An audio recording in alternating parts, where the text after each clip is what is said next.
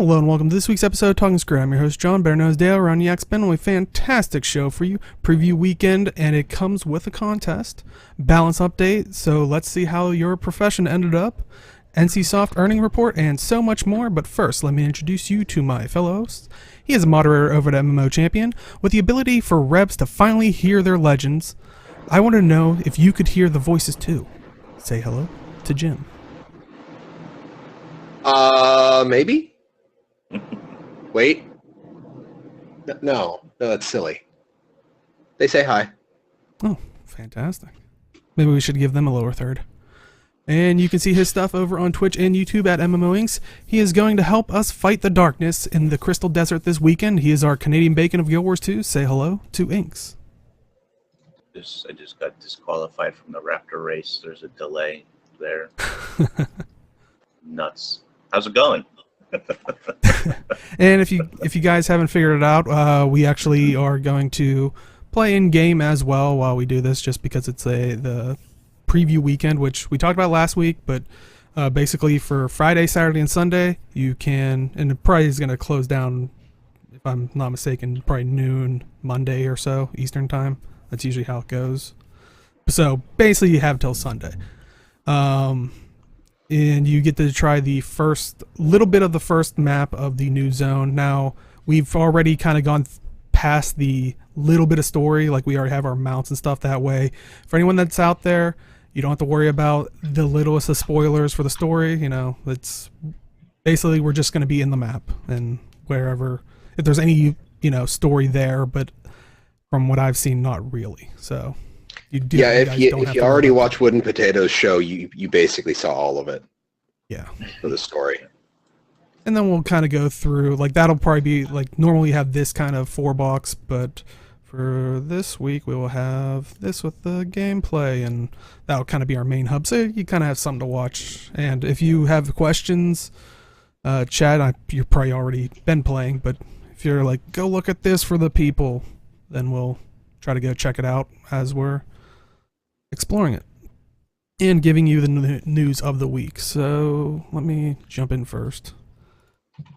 If it takes me a while this week to switch between things, it's probably because with the game up, I have a lot less monitor space. Don't we all? I have to figure out, I need to have not the build they gave me.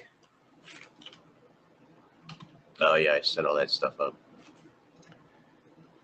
Bring this show notes and come over to this monitor. Yeah, I appreciate that they didn't put us in Celestial gear this time. I created a Guardian and put me in all Marauder gear. And then gave me a Condi damage build. So there's that. Apparently I left in the middle of a desert. Not good for me.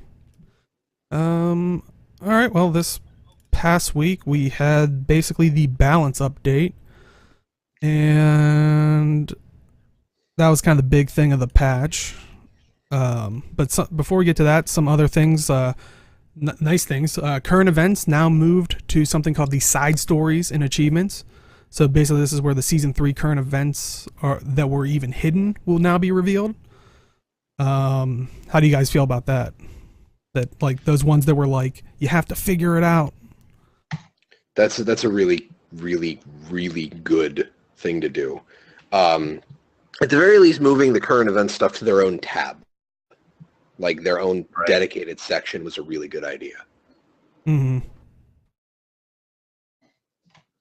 Yeah, I agree. And it's not. They also added like meta achievements for them. So there's a mini for one of them, and there's a tonic for the other one, which is really nice if you go back and complete those things. And they unhid a lot of that stuff that was hidden before. So, big fan of that. Yeah. Now it's important to note, this is, you do need the living, this is all except for the ones that cannot be progressed without specific living story chapters or expansions, they did say, but it's every other hidden one. And also the Shattered Observatory Fractal got some mechanic bug fixes, and the difficulty was scaled down and made it more relative for each tier, which if you watch last Wednesday's 0 to Hero, you could probably hear me confused as hell as everybody in the tier 1 was like, this is the easiest one. I'm like, because I luckily did it, when like earlier, and I was like, wait, no. Like I was literally waiting to die the whole fight, and I'm like, what? Why aren't we dead yet? Like, so yeah, definitely go check that out last Wednesday on this channel. So, but yeah, I was. So, go ahead. You were just talking a lot about how some of the mechanics were really crazy, and it was just like, I feel like that giant explosion should have basically killed all of us at this point. It didn't. Mm-hmm. Oh well. So I don't know. But also, we've talked about we're going to do the condition and boon duration that was being changed to expertise and concentration on like food, utilities, armors. So, I mean, did that create the end of the world? Like, were we all doomed, or are we all still able to play our characters? I think people put a little too much onto food.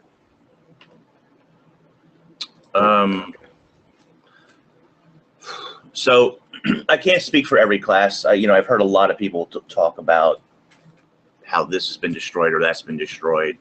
I really only know Ranger. I'm not really an expert on any of the other classes. I really don't even follow Revenant like I used to, so I can't really speak. Although apparently Revenant got much better, so that's a thing.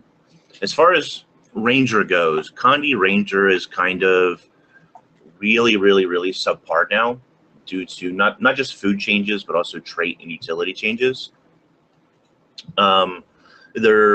Even their Druid build in World vs. World got hurt a lot because of signet changes. They took away stability on one of the signets, and they took away Condi removal and gave resistance instead on another signet, which in a Condi heavy meta is really not good. Resistance, even with the uptime, is just not really enough, to be quite honest. And I guess the good news is that Condi Druid and regular Healing Druid are both sort of untouched. They still work really well. You're still, if you were playing it in raids and such before, like, you won't have any issues, or fractals or any of that in-game content. You won't have any issues. But the regular core Condi Ranger, due to condition duration, as well as some of their traits and utilities, really took a hit, and their damage is not in a good place. And I'm not overly a big fan of the way that they're treating the core classes. I understand that the elite specializations are an upgrade. Druid is an upgrade. Soul Beast is likely to be an upgrade, obviously. But I still think that there should be some real value in the core specs. And it feels like they're sort of dialing a lot of those back to overemphasize the elite specializations, and I'm not the biggest fan of that. I can agree with that. Yeah, I'm not a huge fan of, there should be some kind of niche for somebody who wants to run 3 trait lines from the base.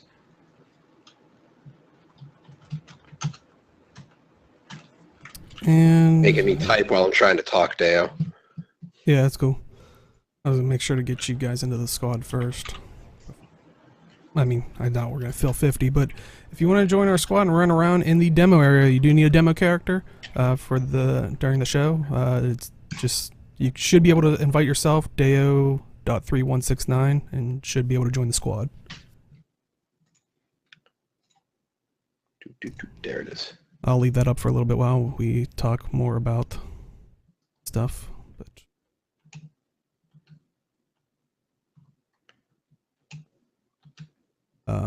and if you do whisper me, I'll try to throw you an invite. But like I said, I am currently juggling a couple things, so if I do miss you, I do apologize.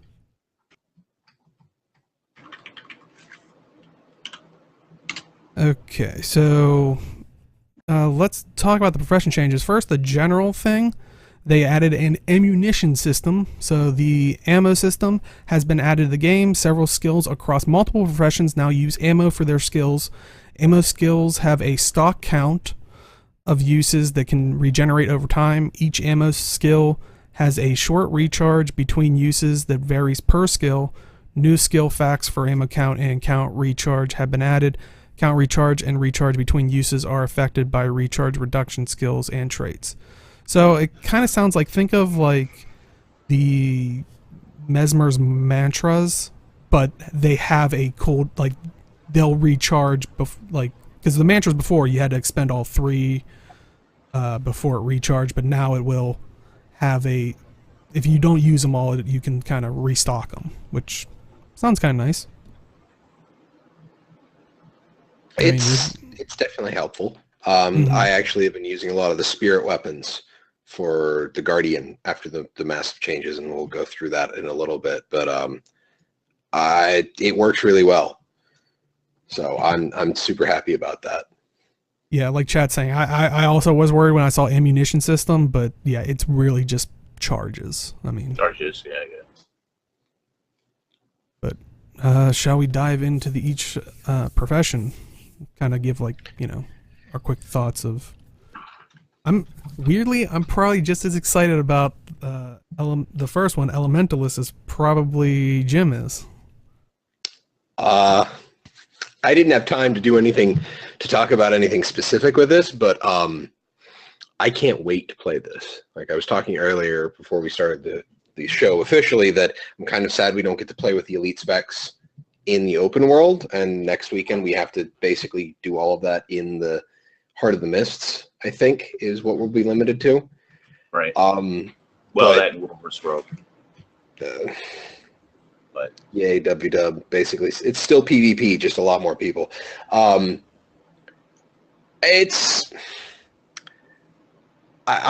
started playing as a dual dagger elementalist, so I'm used to swapping a lot for my attunements.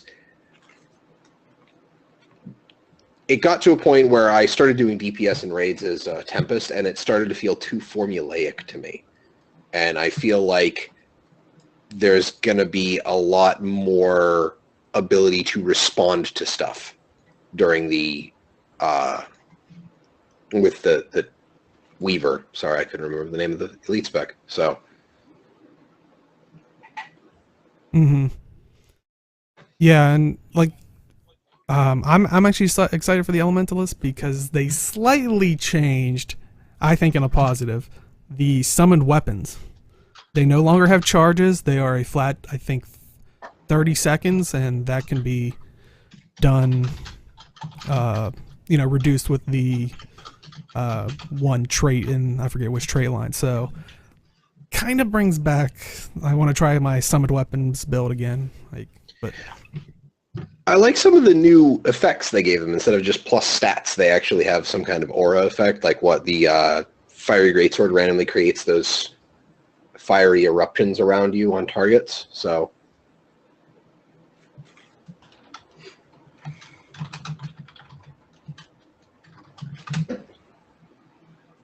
But yeah, that's the one thing I pulled out of Elementalist. I mean, yeah, 30-second duration.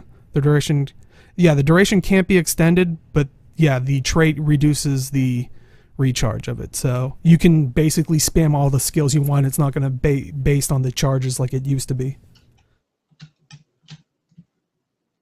So I definitely can't wait to try that out. Any thoughts on the engineer? I think Power Engie got a little bit better, from what I understand. Other than that, not really. Scrapper is such like a PvP sort of spec that I don't know how much impact it is. And this comes back to where, like, the core spec for Engineer needs to be good, because if it's not, then they have nothing, because Scrapper just isn't fitted for PvE very well. So yeah. Yeah, like I said, I didn't get too far. Like I saw like Guardian and Revenant and stuff like that, and I didn't get too far when I was doing the show notes. I saw Elementalist, and I was like, they get like there's no more charges on the Condi weapon, so I was like, ah. But yeah, it sounded like Engineer got a little bit of a boost in that aspect of. Like I haven't really like I need to. The one thing that I was really big on is they actually put an explosion skill fact on everything that's technically an explosion. Right. Because there was something missing on that. Yeah. Yeah, they did a lot of rework as far like for everybody. It's a lot of rework for like tooltips in general. Even Rangers got a lot of tooltip updates to make them more accurate. Stuff like that is nice. What's the next class on the list? Guardian. Spirit weapons are amazing. Yeah, Spirit Weapons got a big improvement. If I use Greatsword and then I summon the Greatsword and I do Greatsword 2, I can hit 13 stacks of burning on a single target. So if I do that in the middle of a group of enemies, that's just so much burning on everything, and I love it. Right. That and the hammer having faces. I'm just gonna say we are playing in game right now. If you want to join our squad, you should be able to everybody should just be able to join themselves. But there's my name. It should help you get to it. But continue. These are the patch notes from. What was it? Tuesday. Yes, Tuesday. Yeah, these are all from Tuesday, Mac. But. Do we talk about did we move on to the Guardian, or are we still? We're on the Guardian. Okay. Yeah, I'm intrigued by the Guardian because they were one of the ones that got some of the ammo system on some of their shouts, I believe, so. That's the sum of thing is kind of bugging me. Like, especially between skill types is one of the things that I'm kind of curious about. Like, some things are getting ammo charges and some aren't.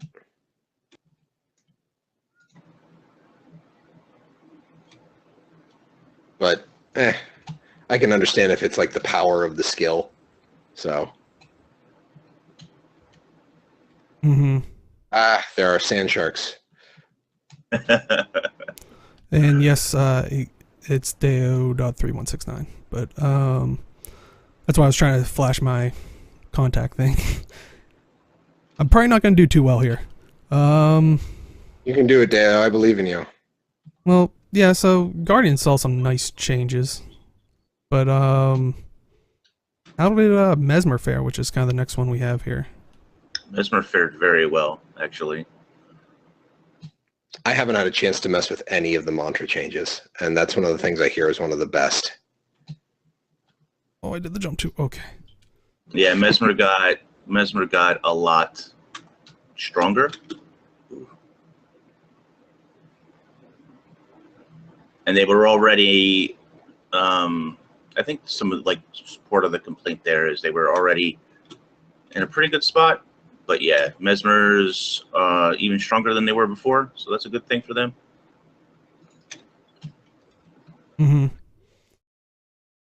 Trying also, to focus. This is a bad idea. Yeah. Can't focus on anything but the race. I know. And I'm also like trying to like get people into. Try also sending me a whisper if it's giving you an error that won't let you join the squad. I'll try to add you as best as possible. Like I said, if I miss you, give me like a minute and try to resend, just because, like I said, I'm also running the show stuff and juggling pages. Yes. This is a new venture, which might not be a permanent fixture because, boy, do I need more monitor space. I really screwed that one up. Yeah, I only just noticed that the jumps use your endurance. Yeah. Yep. Gotta save boy. it. You gotta save it. Yeah, I did much horrible on this one. Actually, what chat's saying, that got me back like 2 more spots last night when I tried this, because they went right and I was like, no, the thing's left. Third place. If I didn't screw that one up, I would have had Mal'Thanis there. See, the funny thing is, mine just goes, you crossed the finish line. Good work. But yeah, see, there's races in here for your mounts, which I think they Really said cool. you could take multiple. Like you don't have to have the Raptor like once you later in the expansion, which will be interesting. So the thing that Carnifex brought up is that the Mesmer changes have seemed to have pushed Chrono out of meta. Now that I can stop focusing on the race. Good. That's literally what we were just talking about. Chrono has its place. It has alacrity. So you can still have a Chrono tank because they have a lot of CC. They can still do damage. They have alacrity. They have boon share. So they still have their utility. But then you have mantras for base Mesmer. So, yay. Well, it hasn't really pushed them out of the meta, has it? I don't know. I think that it's... I don't know. I'm not so worried about that so much. People are going to play the most restrictive thing most of the time because it's, statistically better to do so.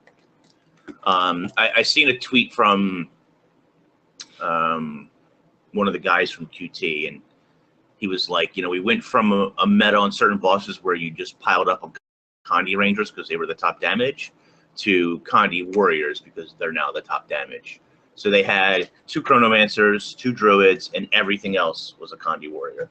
So literally 3 classes is what the strongest meta is for particular bosses. And it's just like, yeah, you can play that way, and that's fantastic if you're trying to go for a record or you're trying to finish something quickly or whatever the case is. But I feel like there's certain parts of the community that take that, and not QT, by the way, but there are certain parts of the community, pugs, for example, certain pugs, not all pugs, who take these numbers like way too stringently that it's just not that important in raids. Wing 4, for example, and I think going forward, Wing 5 in the new raid in the expansion, whatever, I think that ArenaNet is going to move towards this system where the base core fights that you experience, the normal mode, is going to be easier, much easier, more forgiving to players. And if you want that challenge, you're going to have to do CMs. And I think CMs are going to become repeatable in the future. Right now, they're not, so that system is lacking. But that's going to be the challenge, right? And maybe you need to play a much tighter composition then. But for basic raiding, your composition does not need to be so tight that you only take Druid, Chrono, and Condi Warrior. And it's okay, if you want to play that way, no problem. That's up to you. Mm-hmm. But I feel too many people get it stuck in their head that they can't play anything else. And that's simply not true. It just isn't. And by the way, that composition changes. Like if you talk to Yummy from Ren or MK, that composition changes depending on how many people you take to rely on. Now, they run an 8-man group consistently, maybe sometimes 7-man, but usually 8 people that they take because they're selling 2 spots. They're a selling guild. Regardless of how you feel about that, their composition changes because of how many people they're actually taking. So it's not so important to get this idea ingrained in your mind that you can only play this composition because it is statistically the most superior. Like, raids are not that difficult, and I don't mean to diminish their difficulty or challenge, but they're not so difficult that you can't take anything outside of this, stringent composition. Mm-hmm. Anyway. I was planning on going to horribly mess up that guy's bounty because I will probably not be any assistance. Oh no, that particular bounty, that I was doing that as we started. That's a pain in the butt. Well, sounds perfect. So, if you want to head to that, whoop, I think they just disappeared. Maybe it just ended. There's also a Choya stampede apparently starting at the east at gate. The main gate. Yeah. Really fun. It's maybe we should get through the classes and stuff, and then we can sort of talk about the demo. And yeah, I don't want to start talking about Choya and then derail discussion about Mesmer or whatever we're talking about. Yeah. Well, I think we're good on Mesmer. Yeah. Right. So what's after Mesmer? Necromancer. is the next one up. Okay, so Necromancer, I do have a little bit of input about. Necromancer is a real shame because Reaper. Okay, so first of all, we know that Sand Necromancer, what is it called? Scourge. Scourge. We know that Scourge is going to be a Condi spec, right? And Reaper currently was a Condi spec. And so ArenaNet was supposed to sort of nerf the Condi of Reaper and reinforce power, because Reaper was supposed to be a power spec anyway. But what they did instead was really disappointing. They didn't buff power enough. They just didn't really change Necromancer in enough of a meaningful way. It's still underwhelming. It's still underperforming. Necromancer, it's funny because for a long time, funny in an ironic sense, not in a haha sense, for a long time, Rangers were really in the same boat as Necros because they were just big underperformers for 2 or 3 years of the game. And Rangers, because of Druid mostly, but other changes as well, have moved far away from that situation and that situation in the game. But Necromancers are stuck. They've been stuck in time ever since, and I think a lot of it has to do with their Death Shroud. I think a lot of it has to do with Death Shroud, the fact that they get 2 lives, basically, in some regards, unfortunately. But they just don't seem to be able to balance Necro in any meaningful way to make them super useful in PvE. In World vs. World and in PvP, that's a different story, obviously. But in PvE content, Necromancers constantly suffer. And when they do get to a good place, like they were at the beginning of 2016 or so, then they get nerfed and they don't recover for years. And it's just a real shame. And I was really hoping that this patch, they were going to bring Power Reaper back to where it should have been. I thought that we were going to see some real major reworks and buffs here to make it, a lot more viable and enjoyable to play. And we just didn't see that. It was just underwhelming. And they haven't gotten rid of Bitter Chill still exists. If you want to turn Reaper away from Condi and back to power, you have to get rid of Bitter Chill. Like, I know they want it there as like a Condi option, but if you want Reaper to be a power class, Bitter Chill needs to not exist. That's just it. It's a shame. It's a real shame. I want, for those who might not be aware, my history with Necromancer, I mean, when I was playing the very early betas of Guild Wars 2, we're not talking demos like we are now, very early betas that not a lot of people had access to, all I did was play Necromancer. And I knew I was going to roll a Ranger on launch, but Necromancer was like my second favorite class. It's really all I played in beta.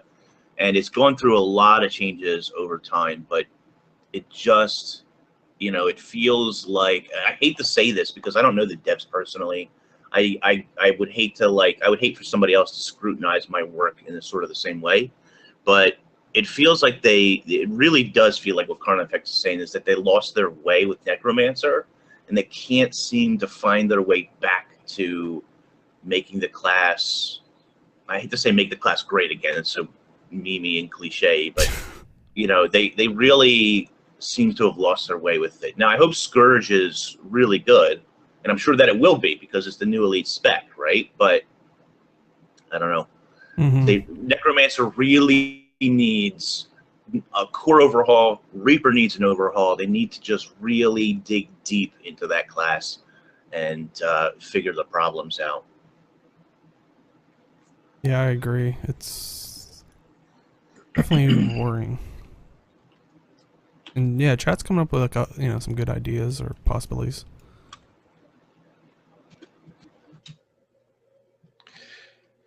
Needs more purity of purpose, right? Yeah. Which that's been like the worrying thing of like with the elite specs. It's like, oh, we want to do things that the classes don't cover, so it kind of starts to diminish the class as we get more. Which some have fared better than others. I think would be a fair thing to say. Which it's tough trying to keep 9 professions pure, but also expand them.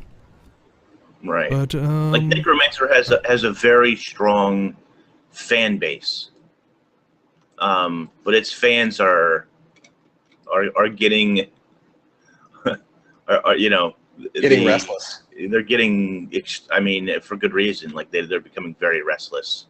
You know, I felt really bad as a Revenant player for a long time, but the last two patches, Revenant has seen some significant gains. Even if I don't love the gains because of how Condi Revenant plays currently, I can't complain. They've been seeing some significant gains and turnaround on general Revenant stuff.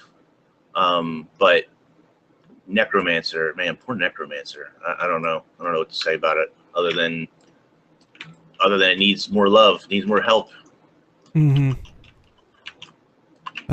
Let's talk about the Ranger, because you were kind of hitting that and had a couple comparisons with the Necron stuff. So, I remember when the patch hit, and you didn't seem too excited for the Ranger stuff there, Inks. Well, so the Ranger stuff, I wasn't overly disappointed with the Ranger stuff necessarily.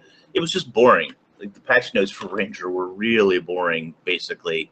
Most of it was tooltip changes or bug fixes, and all that stuff is good, and you need to do that stuff.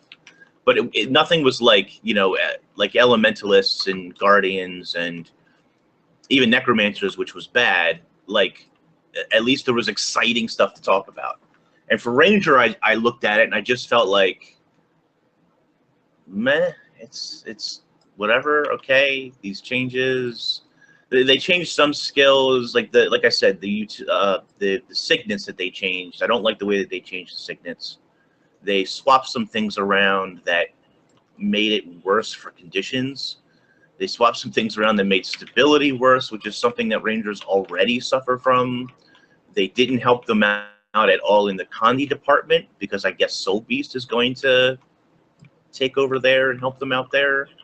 And Power Ranger got slightly better. It got a little bit of a bump, which it needs, but not enough of a bump to make it viable in any endgame content.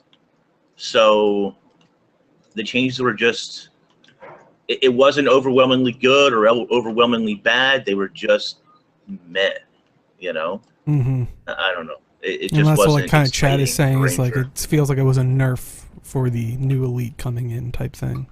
Right, and even then, like, you would think like you would want to buff the existing pets when they're in pet form, when like regular Rangers and Druids are going to use them, but they actually made pets worse in a lot of situations. Like, I don't understand. I don't get it. Right? It feels like they nerfed some of them in preparation for Soul Beast, but then you're hurting the base class in Druid in some respects. And Druid really didn't get hurt that much, but the pets got slightly worse. What did they do to handle pets? Was it just stats or what? Well, the stats got changed. I don't have the notes in front of me, but the stats got changed, and some of the interactions with traits just don't really benefit them. Okay. All right. Any final thoughts on the Ranger? We'll have to wait and see what Soul Beast brings. I mean, Soul Beast looks like it's going to be good, but I just, like I said, for most of the classes, I don't like what they're doing with the core of the class. It's like they're kind of continuing to nerf the core class so that the elite specs shine even more. And I don't know that that's necessarily like the way I would do things. Not that I'm an expert on balance or anything, but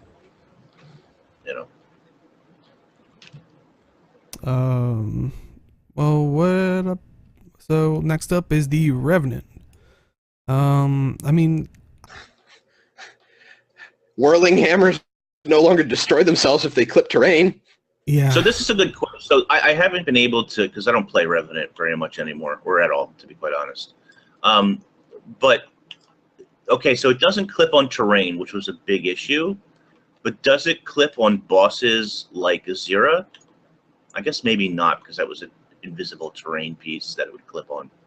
Yeah, I would assume that if it's terrain that was the issue, then yeah, that. If anybody in chat knows, please let me know, because that was a big thing for Revenants. There are particular raid bosses where you just lose your hammers for no good reason because they're clipping on something. You know. I thought that was the one issue, and then they added a hammer but decreased the damage to compensate for it, type of thing. It's basically the same damage. Yeah. So that's all they did. Yeah. Though I think it makes it a little bit nicer because since it's another hammer, as it hits something, because they have fixed that I've noticed, when it passes through someone, it gives you like a little bit of health.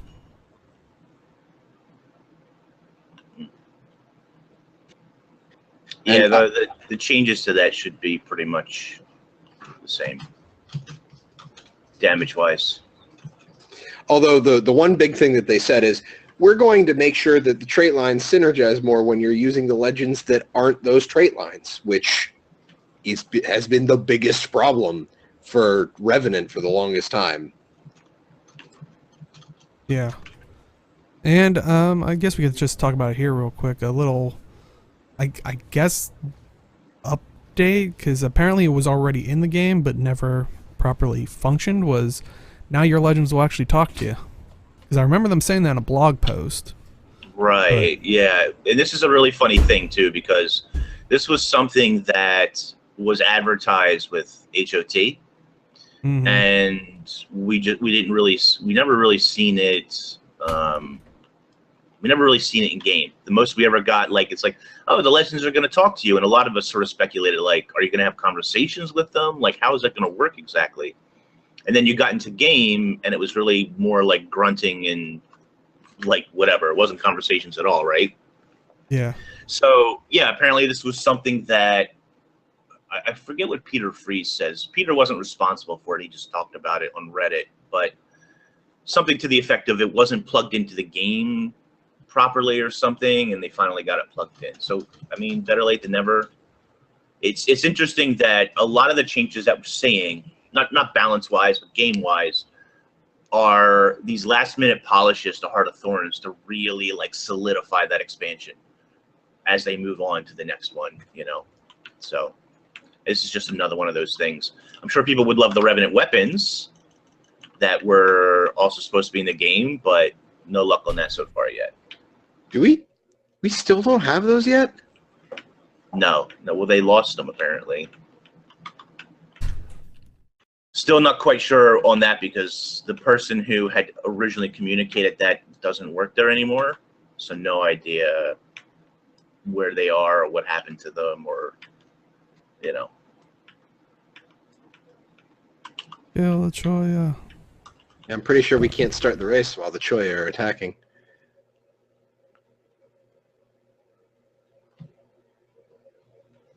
But, so that was the Revenant. Let's talk about Thief, and I know Age kind of gave his Age had some thoughts on some wisdom to impart. I was gonna say, does anybody have that on hand? Because I kind of, yeah, I was gonna say. Fortunately, so I Age saw said it that for Thief stuff, Sword is way better. Totally decent if you play Sword Dagger or Sword Pistol.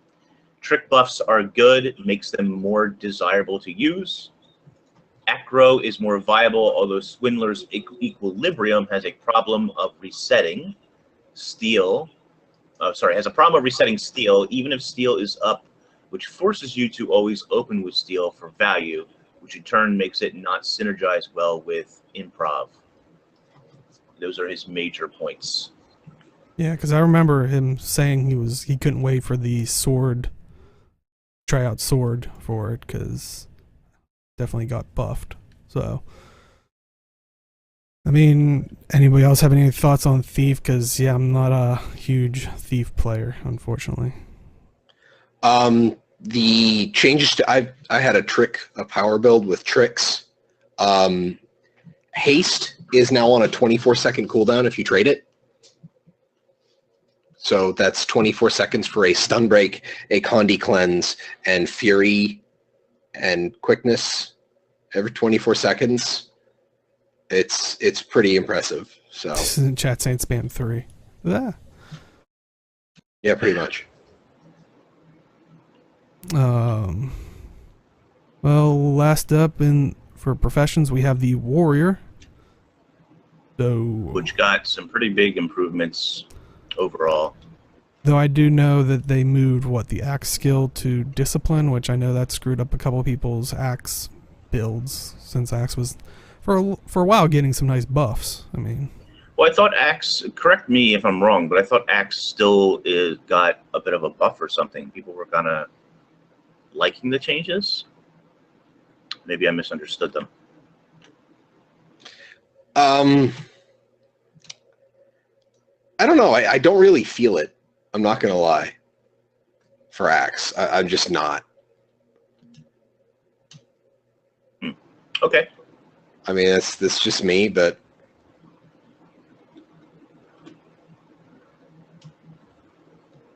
what the heck is this special action key?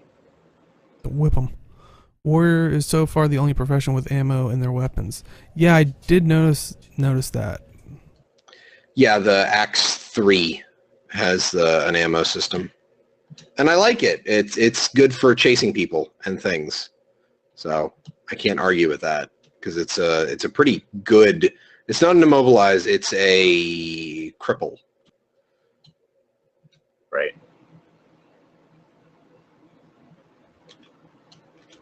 But any other thoughts on warrior? And like I said, I don't think there was too Needs more rifle buffs. Yeah. Like there were a lot of changes to classes, but a lot of it is really rebalancing, rebranding, reworking, and nerfs on the most part. And I mean, obviously that's going to leave a sour taste in a lot of people's mouths. Like Ranger didn't even really suffer that badly necessarily, and I just felt kind of disappointed by the whole thing, you know. Mm-hmm.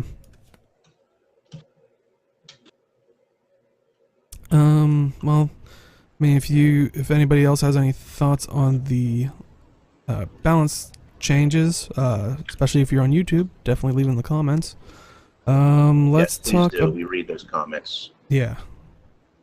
Let's talk about the other thing that came out. We talked about it last week as a preparation thing.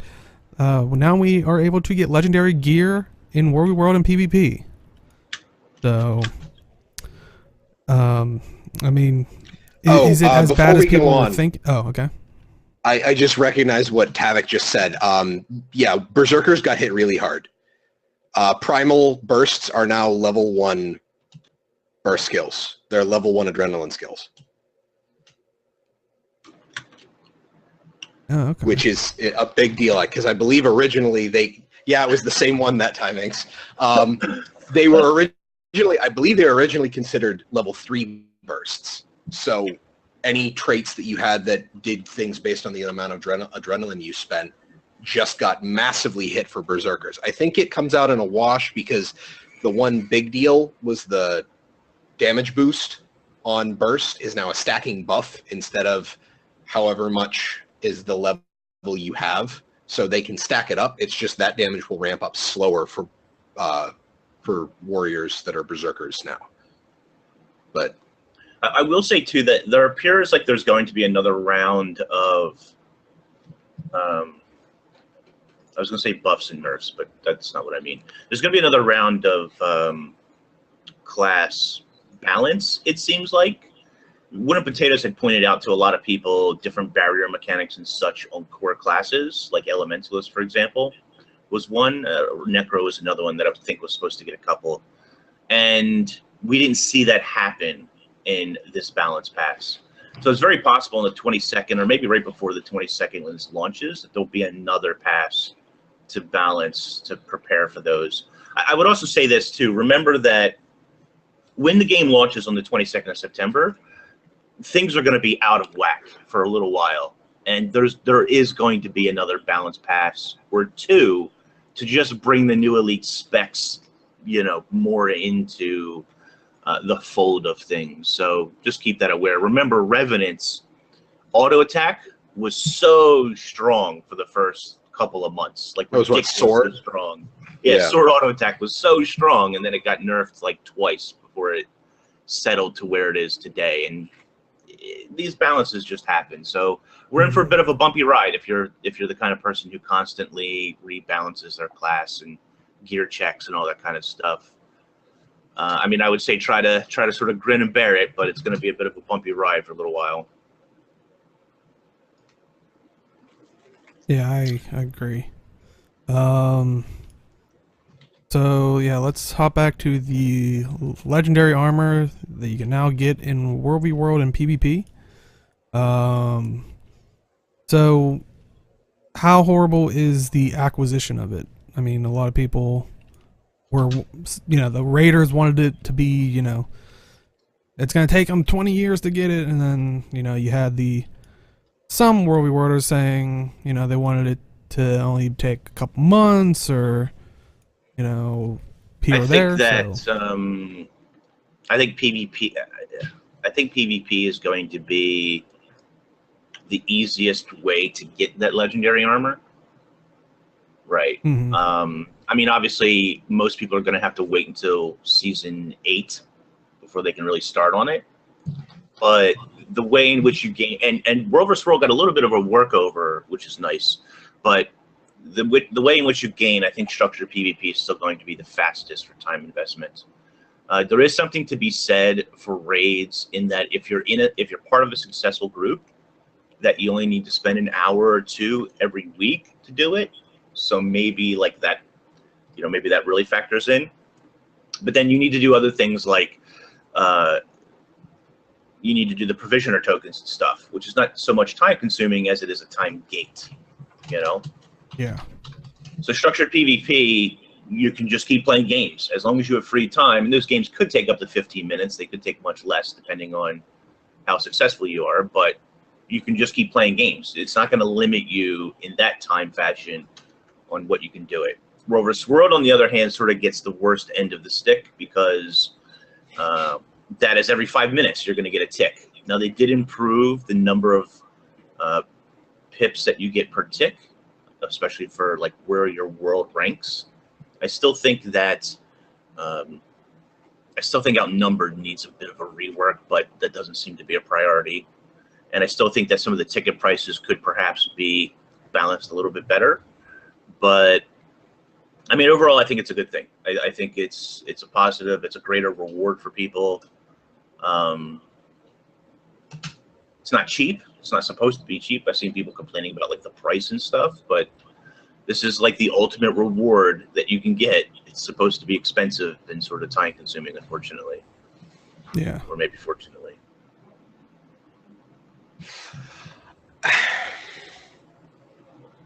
I don't know. I look at the legendary stuff, and I think that this is kind of a step in between Ascended and actual legendaries currently in the game, because you're not getting the cool fancy looks. Because I think that's still a huge part of the value of a legendary. So I understand it taking a bit to get, but if it's close to 50% of what normal legendary armor is, then I think that's pretty acceptable. Oh, I mean, in some ways, in some areas, it's over 50%. So there's also, it's really hard to gauge too, right? Because in PvE, you're going and you're killing bosses. You're doing particular things, right? So how do you compare that to World vs. World, where technically you could play on an outnumbered map if you're on the right server, hit a camp every couple of minutes to refresh it, and kind of just sit there for a billion hours. I'm exaggerating, but many, many hours until you finally get the rewards you want every week for, I think it's like 16 weeks, 16, 17 weeks. Yes, that's a lot of time wasting doing nothing really exciting, but you could technically do it that way. And in PvP, you could technically still lose a whole lot, have a losing record, and technically still earn the reward eventually. It will take you 10 billion years. Again, exaggeration. It'll take you a really, really long, time that you're not going to like, but you eventually will get those rewards. And so balancing those things to any sort of parity is going to be really difficult. I think that it's pretty decent. It might not be perfect, but I think it's in a decent spot right now. I think they could tweak it a little bit more here and there, and you don't get a special skin. I did see people complaining about that. And don't get me wrong, I'm not opposed to PvP or World vs. World getting special skins. I think that would make it even more appealing. But unfortunately, we live in this armored world where it takes forever for them to design armor for the many different reasons as to why that is. And that really sort of bugs me, but it's either you get the system now or you get the system a year from now when you could already have the armor by that time. Do you know what I mean? Yeah. And I think most people would rather just have it now than wait a year to see something that looks slightly different, which you might not like. Hello, medium armor, you know? So there's that. About that. Yeah. Yeah, I mean, I'm glad we have the system, and like I said, this is kind of what I was originally hoping for with all the systems where, you know, you can get legendary quality armor, but the sweet looking armor, you have to do this, you have to do that, you have to, like, that's where I thought the raid armor, like, make the raid armor the one that, you know, changes and all that kind of stuff, but you could always get the legendary quality of, like, weapon swapping and stuff like that through, you know, whatever means, because that was very much Guild Wars 1 in and of itself as well. You could get the very best armor, but the look was where, you know, you had to do different things, or Yeah, and there is definitely the gem store meme. yeah. And sometimes it is better. Sometimes it is better, which is that's a whole other conversation. Yeah, and like we said, it's very, you know, biased. It's person to person.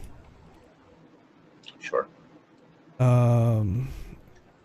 So also with World v World, we got gliding. So different territories now on the World v World map. If you're noticing outlines, those when they're colored your team color, that means you can glide in that area after you spend points. Let me see if I can pull it up real quick.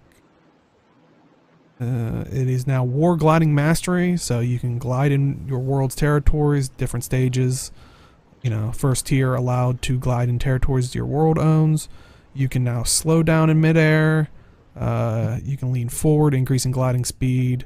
You can evade while gliding, and you no longer have to deal with endurance except when leaning forward. So basically, kind of like the masteries in Overworld, but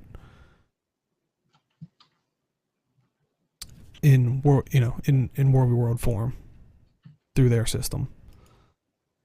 And I've seen some cool screenshots of a lot of dead Zergs. Pretty funny. What, people just falling out of the sky? Yeah. That's silly. It's been pretty funny. I like the way that they implemented it too. They implemented it via an ability point system rather than making them go do PvE masteries. And I'm generally the kind of person who thinks that people should expand out and play all the game modes to really experience the full potential of the game. But I will say that I think in this case, giving gliding through ability points was a really great way to do this. And I think that, like, people are talking like, are they going to add mounts to World vs. World? I don't know that they will. But if they add anything from another expansion to it, I think it should be done via ability points and having to own that expansion. Because eventually you cap out on ability points, and then there's nothing to spend it on. And I think that this is just a great addition to that system. Mm-hmm. I can agree with that, yeah. That, and I actually think mounts do have a place in WvW, especially with the way this is designed. Yeah. Yeah, maybe. I don't know. Eventually. I haven't really considered all of, like, the implications of adding a mount. There were some problems with the glider. There were, for example, you could glide into Overwatch. They did do another patch. I'm not sure if some of those things have been fixed, but hopefully they have been. Well, you say that, chat, that I like they can't use the same masteries, but in PvE, once you unlock auto loot, you get it for World v World. No, no, you have to unlock it differently. Yeah, it's Did they unlocked change it? separately. Yeah. Yeah, no, it's No. always ever since they introduced it. It's been like that. It's part of Provisioner? yeah, it's provisioner. Shoot, maybe I've been missing a lot of loot bags. I thought it did it. No. Yeah, the systems are not I thought connected. it was. Okay. Maybe for technical reasons as well. But regardless of that, I still think it's good. I think it's good design. I think it's a good decision. No, definitely. I'm mistaken. My apologies. But yeah. I think that's the biggest thing. If you keep it toward limited to the territories, that'll be the big deal. But also, what we got in World v World was the new Catmander Jeez. tags, which I got them from Dolphy.net. Check out Dolphy.net so you can spend your gems more wisely. So basically, you can purchase them in Alpine or Desert Borderlands at the Cat Vendor, which it will cost you 150 gold and 250. yeah, 250 badges of honor if you have the commander tags already. 300 gold and 250 badges of honor if you don't have a commander tag already. And this does not get this when you buy it for the 300 gold, it does not give you the original ones. It just gives you the Catmander ones, which I do not have them on me, but didn't you say you bought the minks? Which Yeah, I have them. Yeah, you can see there. I have the image there. It should cycle through eventually. it's interesting because all these cat things added into the game. Yeah. I think it's really fun. It's really cool. People obviously really love these things. I made a video. I made 2 videos. I still need to make another one because I kept messing up. Well, I got to the Catmander fairly early. Somebody in map chat was talking about it. I was like, I need to make a video, and then somebody had already made a video by the time I even got there. But regardless of that, the commander tag is really cool. There's 2 minis that you can buy. Now the Desert Borderlands is a yellow one. The Alpine is a blue one. Those are separate. They're 100 skirmishing tickets each. So kind of a steep price for a mini, just saying. But if you want them, they're there. And then the Catmanders, you can feed them to add them to your home instance. Now, the yellow Catmander wants something you get from the provisioner box. It's a can of meaty chili, which is 5 badges of honor, nice and cheap, easy to get. The blue Catmander wants a gift of battle. So, needless to say, I can't finish the video series because I need to go get a gift of battle to give to him, which is a really steep price to have a cat added to your home instance. But apparently they're adorable. They will sit and stack stability when they fight each other. The 2 Catmanders will fight. And they will stack things like stability, and they'll stack might and stuff, and then they fight each other, and it's hilarious. So I need to work on getting that gift of battle so I can get the blue one finally. But yeah, there's 2 minis. There's the commander tag. There's the 2 for your home. There's 2 cats for your home instance to add as well if you're into that. And just a little bit of a pro tip, I guess. Make sure you buy the regular commander tag first for 300, and then buy the Catmander for 150. Otherwise, if you change your mind later, you're still going to have to pay 300 for the old commander tag, as far as I know. I was gonna say that was gonna be my question. A lot of gold, since, it is. Yeah. But so yeah, that's a good idea.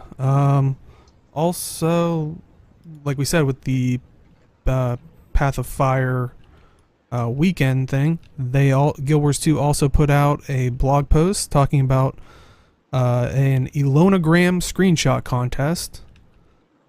And so basically they say follow the ArenaNet Instagram account with a single image portraying your character's adventure in the Crystal Desert. This image can be a collage of multiple screenshots taken during the Guild Wars 2 Path of Fire preview weekend, so basically this weekend. And 50 words or less in English only, describing your character's adventures, and then followed by the hashtag or the hashtags hashtag Guild-Wars2, hashtag GW2, hashtag GW2POF, hashtag GW2 Path of Fire, hashtag Elonagram, hashtag Crystal Desert, and hashtag Guild-Wars2 official contest. Then the state hashtag Yeah. Hashtag. Oh my god, so many hashtags. Sorry. No, I was tempted to go, and pound Guild Wars 2 Crystal Desert. Youngins. Then the statement, this is submitted as an entry in the Elonagram screenshot contest. And finally, your country of residence, and do note that not all countries are eligible, so definitely check out their blog posts and their rules on that. But what can you win? I was going to say, what you're probably more interested in is what you could probably win. So first place is going to get one Sennheiser GSX 1000 audio amplifier, one Sennheiser Game Zero white gaming headset. So that's pretty nice for having, just doing a nice quick screenshot. Yeah. It's a nice or headset. collage. Yeah. Second place is getting one Corsair Scimitar mouse and one Corsair Strafe keyboard.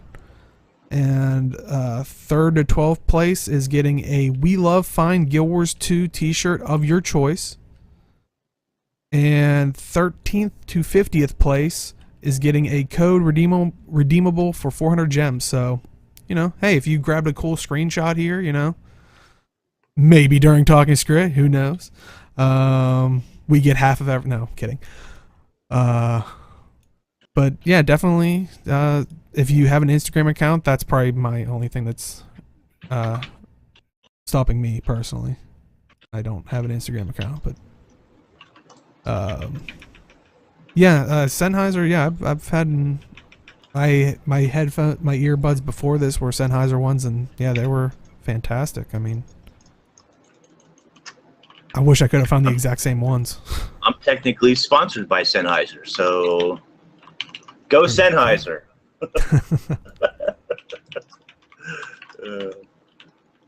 Your conviction is showing. Thanks. Sennheiser makes a great product. They really do, regardless of my sponsorship. Well, I'm not sponsoring, like I said. I do like them as well, so can't go wrong. And with I actually them. have they're giving away the Game Ones, right? I actually have a pair of the Game Ones that my wife uses all the time.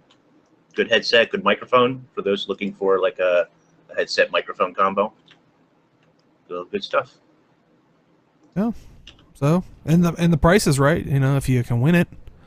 Yeah, if you can win it, the price is awesome. Free. Yeah. So there you go. All you need is an Instagram account and living in the right place. Next up we have the NCSoft earnings report. Let me bring that up real quick. So you that moment when you see here, somebody using Hollow Forge skills and you're like, oh wait, that's an NPC. That awesome NPC, by the way. You're like, give me it. Look how freaking cool he looks. He's a Jedi. He's got a lightsaber. Look at him. I know. I cannot wait for this. So the NCSoft earnings report, it shows here, mobile games, and that includes, like, I think we talked about it last time, was Lineage M, which was going to be their, like, mobile platform. Right. Marked a new record of daily revenue. I mean, you can see on that chart, like, holy crap. But surprisingly, it seems like every other group has... I don't want to say suffered because that just seems too harsh. They did go down in revenue, but it doesn't seem like for, I would have to say, for Guild Wars 2, while it went down, it didn't go down tremendously. Like, it didn't go down a lot compared to, I think it was Lineage, which they accounted for less promotions and pushing for the mobile version was probably the big causes. But yeah, as you can see there, Guild Wars 2, while it fell, it didn't fall too far, and they are expecting a increase, of course, with the expansion coming out for this next quarter. Wait, there's an expansion? Yep. Yeah, who knew? Turns out there's an expansion. As we are walking in it. It's Oh, funny there's a- because I can't quite make the numbers out on my screen, but Yeah, yeah. card effects. Don't bring that up. It makes me sad to even see that it's not on there. WildStar's yeah. not even listed. I was gonna say, what was it like? It might have been like a year now. They kind of lumped it in with other. Do they even have the other up there anymore? No, No. Okay. no, yeah. So even in other, it's not doing well. So that's. Though honestly, I think that was before the mobile game market they were trying to push. So Right. other could have It been was. that portion, and then they were like, "Well, this is making a lot of money, so let's give it a separate." But yeah, so It's you know, it's a shame.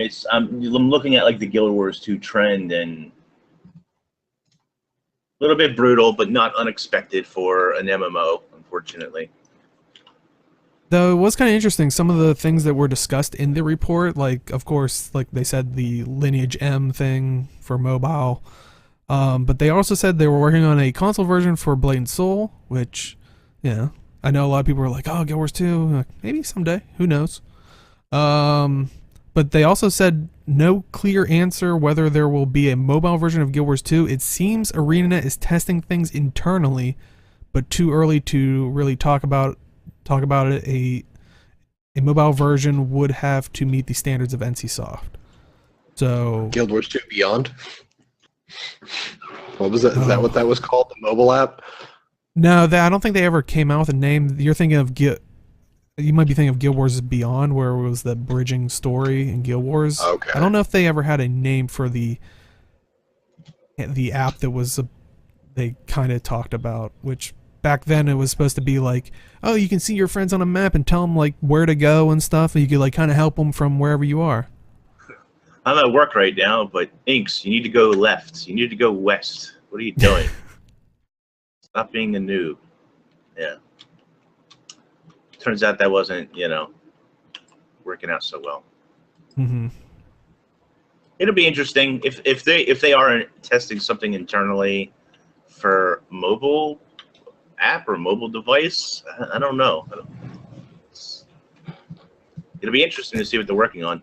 Yeah, because I remember we did the news story or we just glossed it over the one time. Was they were looking for someone that had those kind of qualifications like a while back for ArenaNet. Yeah. So yeah, I can't wait to hear, what's gonna happen.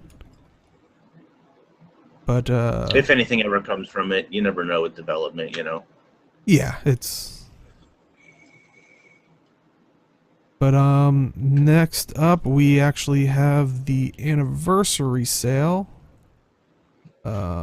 So this month basically will mark what 5 years now.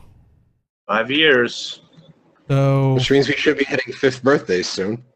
Yep. Yes, I wonder what that's going to be. But what's going to be in the store now is August 12th. So today, and if you're watching this on YouTube, yesterday, you probably, I don't know how long they last. I think it's only a day. You may have missed it. Yes, you may have missed it, but it is 20% off the Kurzik Dual Axe and Stormbow. And then August 13th, 20% off the Chain Whip Sword and Replica Mirror of Lissa. And then August 14th, the 25% off the Watchwork Mining Pick. So, would you recommend any of those? The Watchwork mining pick, if only to make Deo cringe every time he hears it. Ugh. Yeah, I mean, I have the mining pick, although that would be a great. I mean, I would love that discount if I had not owned it already. Buy another one. Yeah, there you go. No, I have other tools I don't even use that I've bought already. But just make sure you don't delete the character that they're on. All tools are not created equal. Let's just say, unfortunately. But yeah, I don't know. Sales seem good. I'm sort of trying to save most of my gems. I did spend a couple on keys, but I'm trying to save most of my gems for expansion stuff, obviously, right? Mm-hmm. Yeah, chat. The Kurzik Dual Axe and Stormbow are there today. Though, like we said, if you're watching this on YouTube, unfortunately not. Possibly, if it's a one-day sale, which they definitely seem like they are. Yeah. But yeah, definitely pick those up, and that could help their earning report. And speaking of helping their earnings report, also more gem store stuff, some new stuff. Hey, we got to keep them fed. That's right. They gotta have money so they can keep pumping out expansions and living story. So we have the gem store, and always thank you to Dolphy.net. Check out Dolphy.net so you can spend your gems more wisely. We have the Rival Skies package, which is 1,000 gems for these 2 axes, the Fiery Blade Axe and the Icy Blade Axe. And they are as a bundle, they're not sold separately, so. Yeah, I thought it was separate at first, and I was like, 1,000 gems? They lost their mind? What is going on? But yeah, it's 2 skins for 1, so. Yeah. Do you think it's a good price for? Yeah, I think so. I mean, the skins are basically identical. I mean, it's just a different coloring or whatever. And they are based on Guild Wars 1 skins, if I'm not mistaken. So they're pretty cool looking. Yeah, I think it's pretty good, price wise and stuff. See, while I like them, I think they are cool, but for me, I probably won't get them personally, just because I'm weird. Like, I never liked the weird, like, it looks like a toy, like it's like encapsulated like fire and frost, like it's not like a flaming axe or a. So that's always like, personally for me, because like, what's the other one? It's like the scepter. It's combustion, I think. That looks like it's literally like a fire flashlight. It doesn't look like it's a real flame or whatever. Yeah. So personally, for me, I'm not a huge fan of them, but I definitely understand the appeal. Like, I know people love the sword that was in the Black Lion chests, the one that had both the fire and ice thing on it. So I can definitely understand where people's appeal is for that, which kind of leads me to some Black Lion chest stuff. So, like I was talking about, that one skin, that and many others actually have another chance to drop from Black Lion chests. Now, it's interesting. These Black Lion chests, there's going to be exclusive chests in the Black Lion chests. If you're not confused yet, there you go. They will have 9 exclusive items from previously available rare uncommon drops, I think they were, and these chests can be sold on the trading post, they said. So I'll have to look for the chests, because I looked for it and I didn't see it, but yeah, I heard some people saying they were selling pretty high, if anything, but all I've seen was they were able to be traded. So the things that are going to be available in there are and you get to choose one of these, so it's not going to be random afterwards. So the Grasping Phantom Glider, the Mini Celestial Rooster, the Infiniarium Glider, the Candelabra Staff Skin, the Bitter Frost Vantage Point Access, the Nora's Safe Room Pass and Key, the Elemental Sword, as I was talking about earlier, the Sworn Zaishan Helm Skin, and the Hounds of Balthazar Mail Carrier. So you can pick those up as a chance in the Black Lion chest thing, or buy it from the trading post. That is the Black Lion exclusives chest, which will probably cost you an arm and a leg. I'm happy that they're bringing them back. Is this only for a limited time, or? By the sounds of it, yeah, it sounds like it's only for a little while. I think, I'm still behind. I need to do a Black Lion chest video for the last time that they changed the chests. But it sounds like this is going to be, to me, I thought this was going to be like a permanent thing. Like, this will be a rare drop from now on. Oh, that would be cool. If you missed it, then you still have a chance that you could get this thing, right? Or I guess it also solves a couple of problems. If you can sell these on the trading post, then that means people who open Black Lion chests have the ability to make quite a bit of gold by getting one of these if they don't want it or need it. And it also means that those people who don't want to open Black Lion chests, like that poor guy who spent $150 on an elemental sword and still didn't get it, he could just Throw convert to gold at it. gems, buy this chest, and get what he wants out of it. It does mean that you won't have the new hotness right away, but that's probably okay. I mean, I think that's probably a good thing. That way it gives some people who do want to gamble and get it that special snowflake feel for a little while, and then it gets sort of updated later on. Yeah. And yeah, I guess chat's saying well over 1,000 gold, so. What exactly are they? Oh wait, I'm not going to be able to see the live trading post from here, am I? No, Nah. you gotta switch into the live environment. Oh yeah, they don't even have trading post active. Okay, never mind. I didn't even notice that at first. But There's nothing wrong with there is literally nothing ever wrong with having people have an opportunity to get some of those things. So yeah, definitely Yeah. more opportunities. It's The gonna be better. expensive, just like they added leather racks to the last chest, leather and cloth racks, advanced ones, and those things are like, 1,500 gold or whatever a piece. They're gonna be expensive. They're rare. You're not gonna see a whole bunch of them. I wish I owned them, but hey, that just means that if you do get lucky and get one, then you feel like you got your money's worth out of that chest, which is not a bad thing either. It's something that, it's something the game really needs, actually. Mm-hmm. Also, in the gem store, we have the Path of Fire prep pack, which will have 1 character slot expansion, 2 bag slot expansions, 1 unbreakable gathering tools container, which has the axe, sickle, and pick, 10 blackline chest keys, and something new, which you can buy separately, but we'll talk about it. We'll talk about it here shortly. 1 blackline instant level 80 ticket, and you get that for 3,500 gems. Which, oops, I'm running out of the. You can, it's like if you bought everything separately, it's roughly like 7,550 gems. So, Jesus. yeah, and if you're not going to include the blackline instant level 80, I think it still comes out to 5,550 gems.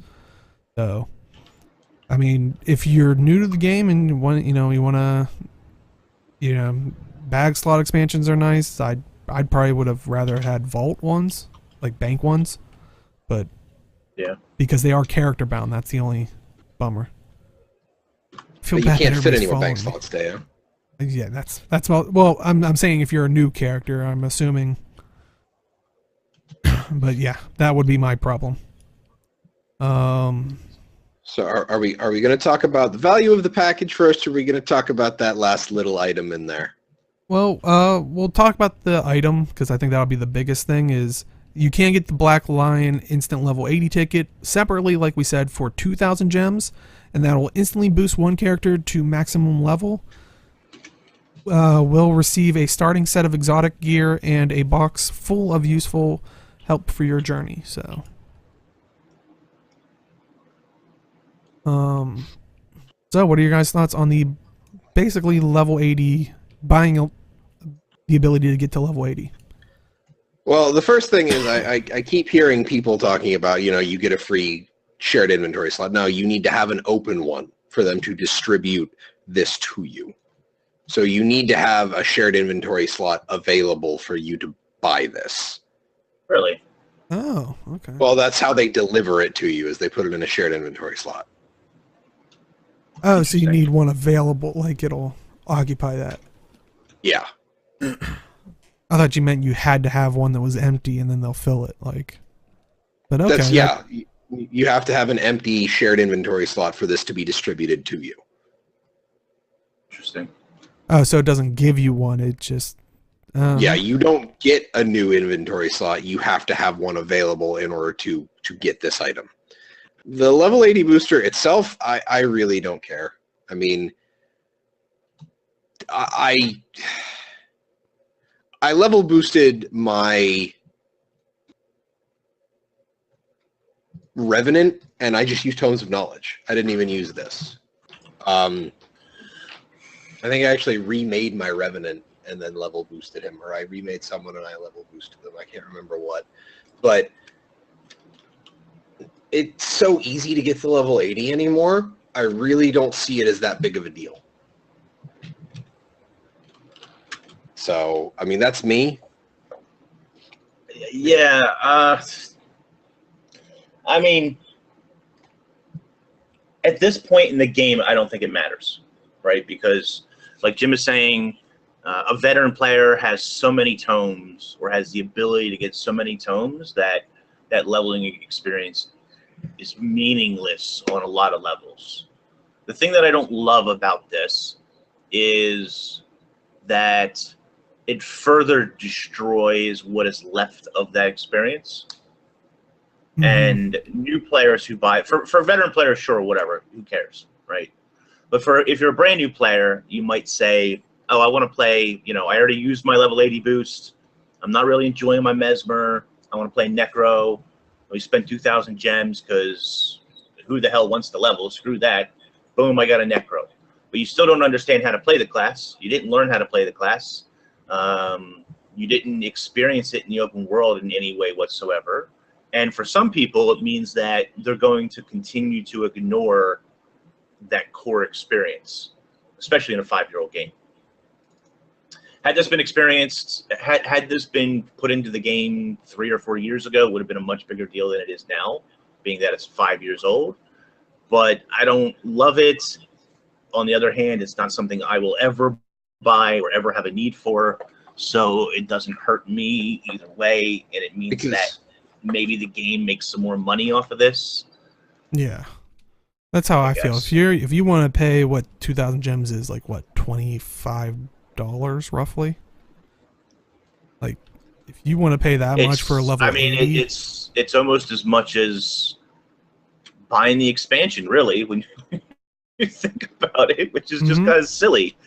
But if that's what you want to spend your money on, who am I to tell you not to spend your money on that, That's how I see it. I mean, the way you want to spend it, I guess. I don't know. The whole thing is with an MMO, it's like, as much as you understand like our profession, it's like for the average player, more than likely, like we see with the balance changes, everything's ruined. My character's ruined, and then like maybe a month later, okay, I found what I liked, like, or I found what. Yeah, and I've seen some people saying like, oh well, I'm gonna get it because I'm gonna save clicks, and it's like, oof. Really, clicks?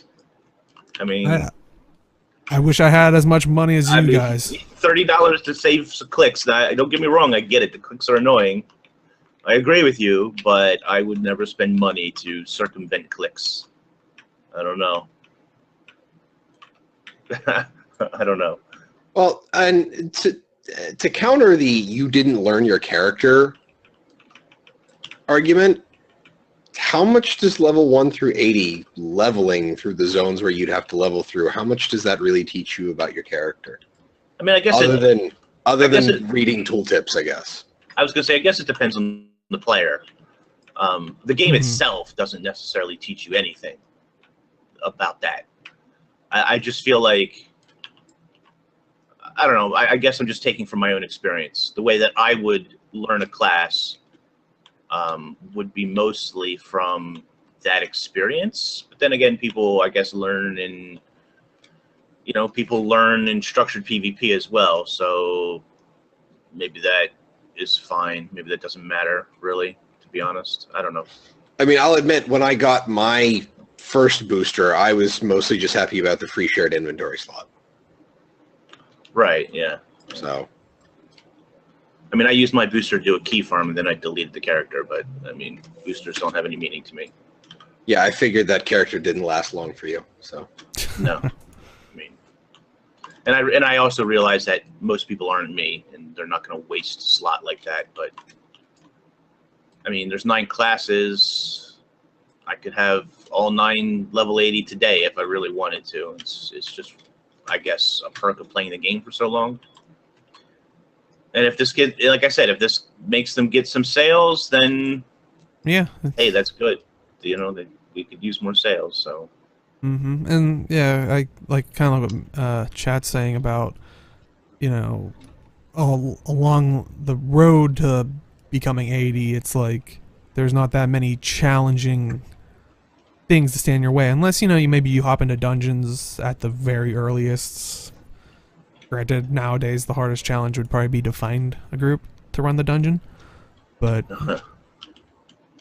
it's so there are some challenges to be had at the initial levels, but they're not going to be a barrier. Like you don't really have to do them to get there to 80.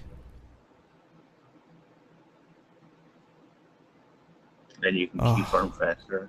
That sounds amazing. I mean, that kind of stuff doesn't... Having mounts and Corteria doesn't bother me either. Yeah, I totally agree with Blue.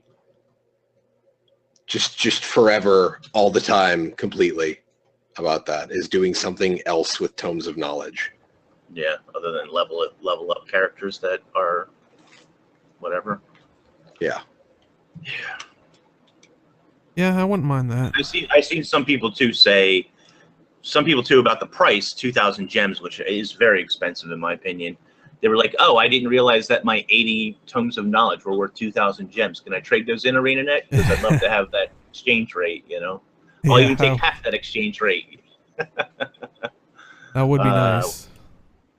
But yeah, I mean, I guess they want to make it expensive, so it's not like they still make money by giving you that convenience, but they're going to charge you quite a bit for that convenience. I'd say that part of the cost is also the stuff they give you, but it's not like you can turn that stuff into anything else. Because if I remember correctly, when I boosted my Revenant, I got soldier gear, and that's, I don't know any spec. I think Power Necro would be the only thing that could make use of soldier gear through the crit traits that are available, like Death Perception and the vulnerability into crit from Reaper. So, and I have seen people suggest that, like what Chad's saying, like the ability to just trade in 80 of the tomes for one of these, just save on clicking. Yeah, I'd like to see that as well. I mean, or just to consume all on tomes. Yeah. Yeah. Yeah, there's improvements they could make to that, that type of system or whatever. But sure. Plus mouse damage. Yeah, mouse damage. So I think that's. I mean, I like the bundle that. I wouldn't buy that separately, but if I was a new player, and that other bundle that it has that has one of them in there is definitely a nice deal. I would say that for 3,500 gems, the Path of Fire prep pack. Yeah, if you need all that stuff, absolutely. Yeah. Like if you can make use of that stuff, it's considering everything, it's a pretty good deal. Well, any other thoughts on this stuff, and then we can kind of talk about how we've enjoyed the POF. You've been seeing it so far in the demo area. Sounds good. No, I'm ready to move on to discussing this crazy demo we've been running through. Yeah. All right, then. Yeah, so how are you guys enjoying this? And remember, it is till Sunday. And also, we are running around live right now. If you're watching this on Twitch, either send me an invite, deo.3169, and you should be able to join the squad. Or if that doesn't work, send me a whisper and I can just add you. We'll be gone for probably a little bit longer, and then maybe doing it while we're doing after show and stuff like that. But yeah, thoughts on the Path of Fire so far, this little bit that we got of the first map? I absolutely love the mount. I like the Raptor. I have a minor quibble in that you have to, whenever you talk to an NPC or you interact with an object, you dismount. I can understand that if you're like, you have to interact with the object. So, if you have to like bend down and channel a search on something, I'm okay with that. But if it's just press F, talk to NPC, I don't like dismounting for that. And you also dismount on waypoint, and I'm not entirely sure about that either. But other than that, the movement is fairly fluid. without having the time to test another mount, I can't tell you that I like the differences between them. But the Raptor, very much does lack verticality, which I suppose is, going to be the Springer's kind of deal. But Right. it works well. Yeah, I mean, my initial impressions with the mount weren't so great. I didn't really like using it at first. The movement to me is a bit weird and sort of takes getting used to. And I realize that some people just really like that. And I'm not saying that I don't. I'm just saying that it was sort of it was a bit of a shock to use at first, because if you're an MMO player and you're used to mounts from other games, you're used to like a particular thing from mounts, like a particular feel. And the Guild Wars 2 mounts have a very different feel. And I've had people quote a bunch of different games to me, which I've not played any of those games, so I couldn't tell you, how It would be apt that is. But it would be easier to call them like vehicles, I think. yeah, I guess so. Vehicles is a pretty good word for it.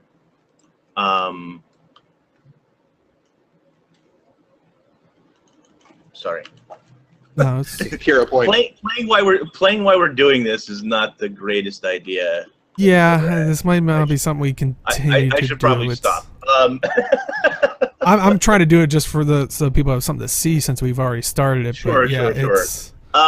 But yeah, I don't know.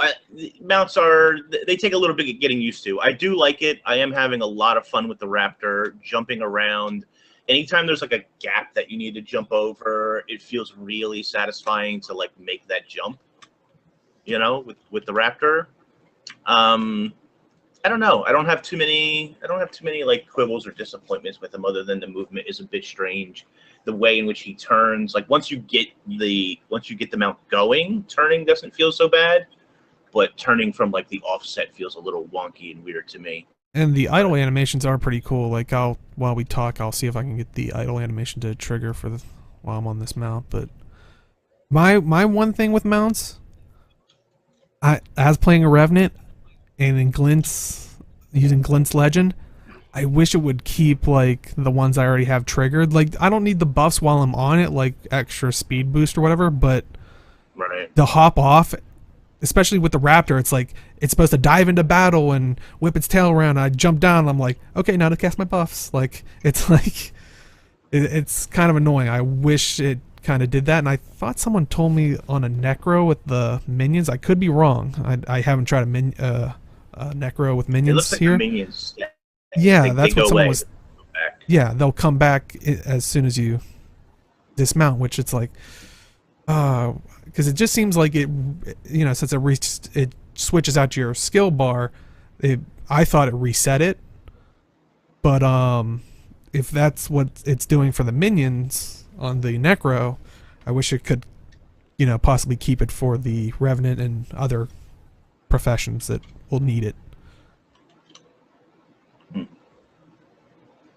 Yeah, the new like faces and stuff for the Elonians, like we showed those pictures last week for the appearance packs. Definitely, yeah, they definitely look a lot nicer. I love the intro kind of cinematic. I mean, nice job with that. But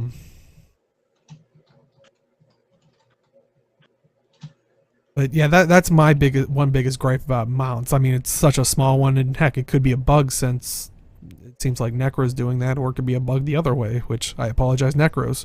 Your life just got a little bit worse even after the balance patch. How are you I think it's just that mounts like pets. Mounts are like pets. They're sort of static. Yeah. Like they're summoned so that they stay. But yeah, maybe. So how are you with enjoying the map and using the mounts and utilizing the mounts over the map? Finding it easy, or? Yeah, I've been having a good time with it.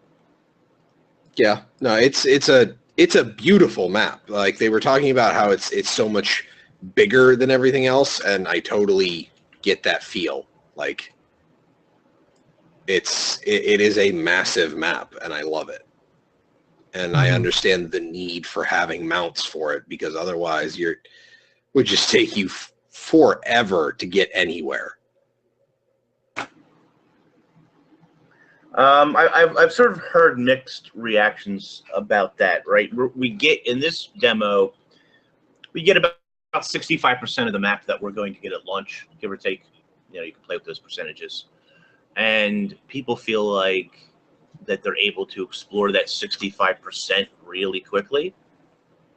And I would say that that's true to some extent, but if you're really stopping to do events, so you're getting on and off the mount all the time, or engaging in combat, I really think that it's not, I don't know, I don't really think it diminishes the map, at least for me. Everybody's going to be different, obviously. But for me, it doesn't diminish the map in any way to have the mounts to traverse some of these areas faster than others. So,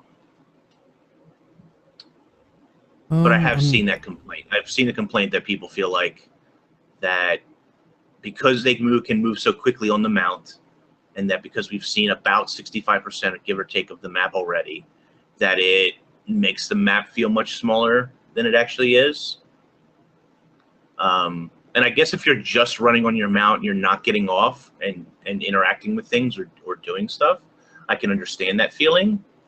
But I don't know. I didn't really get that feeling myself. I'm always getting off and doing events or trying things or talking to people or unlocking chests, which, by the way, and this is not really a new concept, Silver Waste has this as well, but there are buried chests all over the map, in the sand, and there's different types and such.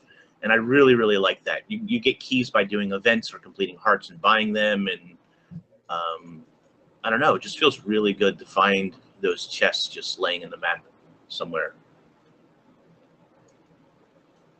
Oh yeah, and Jim actually found this area. I found it last night. Unfortunately, can't replay it. It's an awesome throwback for a mastery point.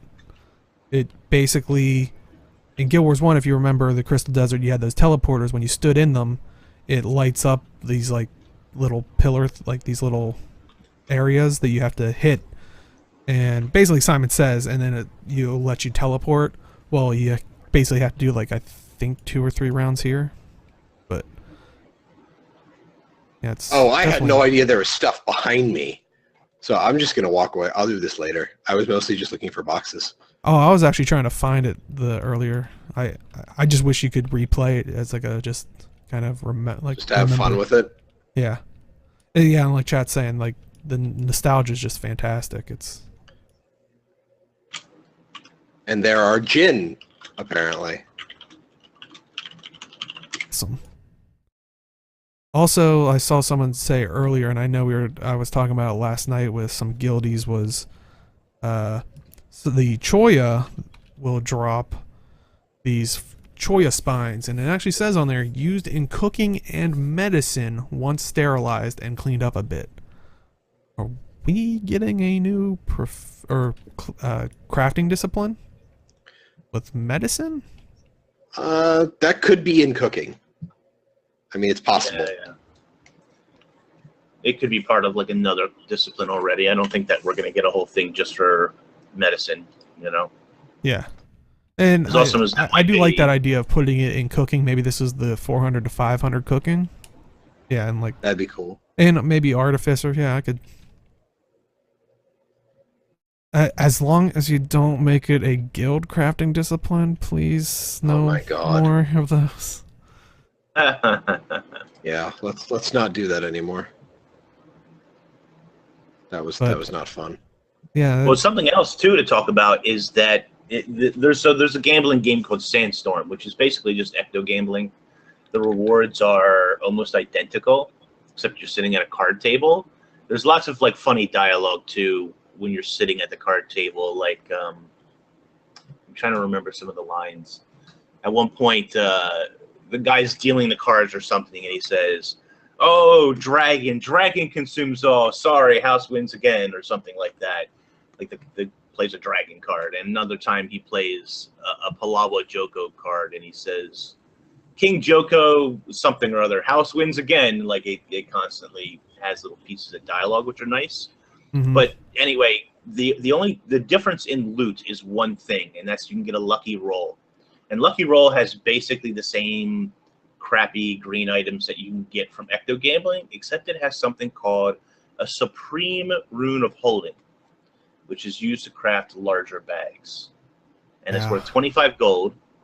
And it says that Elonians have made great advances in repurposing older magics. So it looks like we're going to be able to craft larger than 20 slot bags for the expansion. Yeah, that is Okay. insane.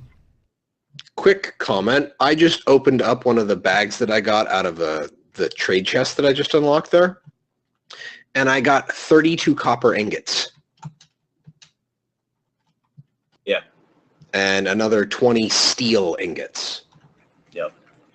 So go look for, like, this is going to be nuts once the game goes live. That's a lot of loot. And people were asking me last night, do you think they just upped it for the demo? No, I really don't think so. You get, not only do you get tier 5, tier 6 materials on this map, but it seems like from these treasure boxes, you can get tier 1 to tier 6. You can get any range of materials from these boxes. And actually, you can spend karma and some of the other map currencies, the trade contracts, to in order to buy these things as well.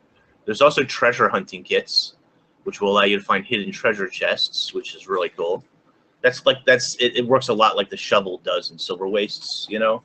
But So can I say, I think I saw your tweet that said like you got 1,000 gold for playing Yeah. Sandstorm or something.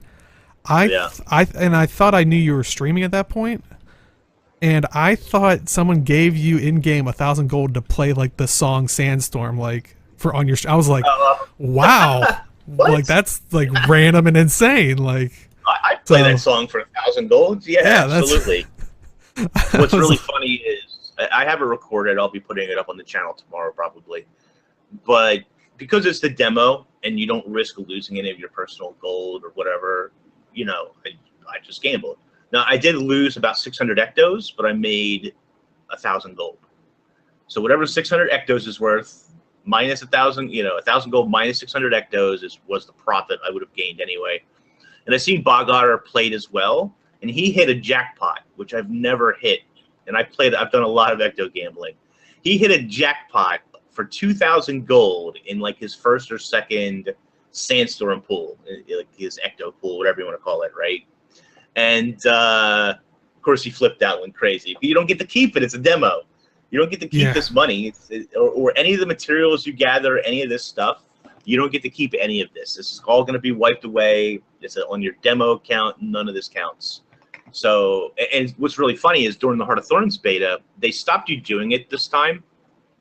But these demo gear loot boxes that you get, I would go and make a new character, forge all of the weapons, delete the character, and make a new demo. And I kept doing it. And I think I don't know, I ended up with 6 or 7 precursors for the weekend, for that demo weekend, just because you could do that.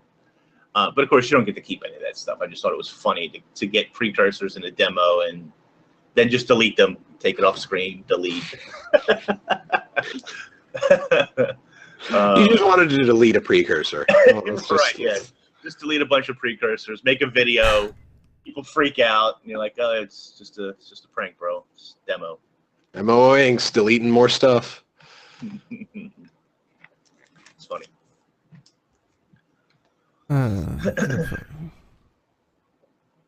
They would use up their trans. Yeah, that's the. And I mean, if they're new to the, game or something, it is such a weird thing where it's like, oh, we don't have to download a separate client or this or that. It's like, no, just use these slots that we made you, and don't worry. It is a. I really haven't seen that used in other MMOs that I can think of. So it is definitely weird, but yeah, I can. So it's, but yeah, it's definitely nice because I always hate that where it's like, you want to try this? I understand for people who are not used to it, I do understand a bit of the confusion. And I did do a video on this, but I wish I didn't explain it well enough, I don't think, in that, in other games you would download a beta. And so you would never really think about what is going to happen to this account, because the account will stop working. It's a beta.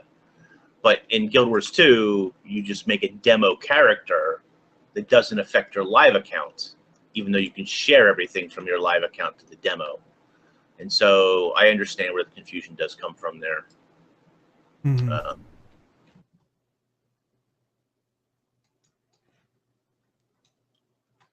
I'm just kind of showing this off because I found this kind of interesting last night, that you can kind of see a waypoint in the distance for this area, which intrigues me and scares me at the same time. The maps look... The map looks amazing. Oh, I don't know if you guys did the cooking. Did you do the cooking? I think it's a mastery point. Oh, I tried it. I didn't do it. Yeah, I tried it, but yeah, it wasn't that... I just did it once, but yeah, I wasn't that great at it. I think it took me maybe 4 or 5 attempts, but really fun. Really, really fun. Yeah. Especially when you learn like where the materials that he wants are, so you can run and get them quickly. Then it's just a matter of like getting it and then throwing it to him before he decides to move to another station. Just a really fun event. I don't know. I really had a good time with that one. Mm-hmm. The sous chef, yeah. Any other thoughts on the... I mean, this demo weekend? Well, and I've seen a lot of people saying, like... I talked about this a little bit in the pre-show, where I've seen a lot of people, and they were talking about, well, I get on my mount, and I ride around, and everything looks beautiful, but I really don't feel engaged by anything. I don't really feel like there's anything to do, really. And I have to say, like, just stop and get off the mount. I don't know if that's causing confusion for players. There's all, besides the heart events, right? There's all kinds of events. I don't know, at least 7 or 8 events. And that doesn't even include the bounties that you can go out and do. Go to the bounty board, pick a bounty up, and go hunt it down. Like, there is, I don't know, I feel like there's plenty to do in the demo weekend. Sure, if you play for 5 or 6 hours, you're gonna run out of stuff to do. Like, you know, because kind of think of like what you were saying. I exhaust the area, but like if you go to like if this is the one that's gonna be used at like PAX or like any of the conventions, I think MMOs will usually give you like an hour, maybe 20 or 30 minutes, but some will give you like an hour. You get like 20, 30 minutes to play and experience whatever. Do you know what I mean? So maybe they would cut the story out a little bit or something, but in a demo at PAX or whatever, you would get 20 or 30 minutes to play, and so that's what the demo is. And you have to remember too, don't forget from the Heart of Thorns beta weekends that we got, or demo weekends, whatever you want to call them. I think they did call them betas. But don't forget too that they didn't have all of the events in place. Like the meta event for that map wasn't working. And I'm not saying that this map has a meta event or that it even needs one, because I think the casual exploration of this map is a good way to start the expansion while you get into other maps and you start to encounter larger metas and things like that that are happening.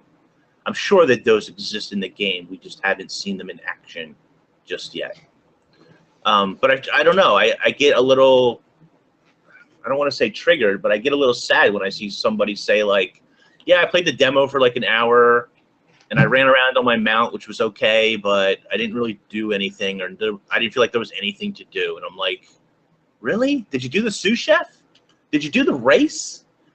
There's an adventure where you got to collect flags, you got to collect supplies from people. Oh, did you do any of the bounty boards? Did you do any of that stuff? Like, I don't know. Okay.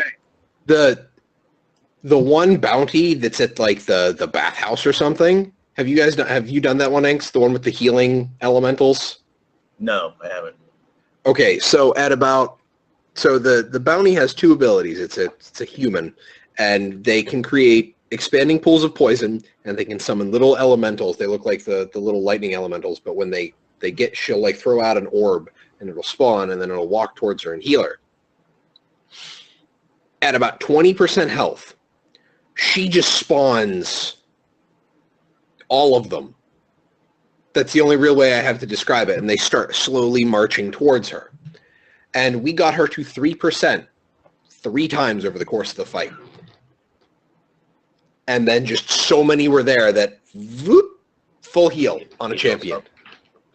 Yeah. Now, and that's with poison. That was poison on the target.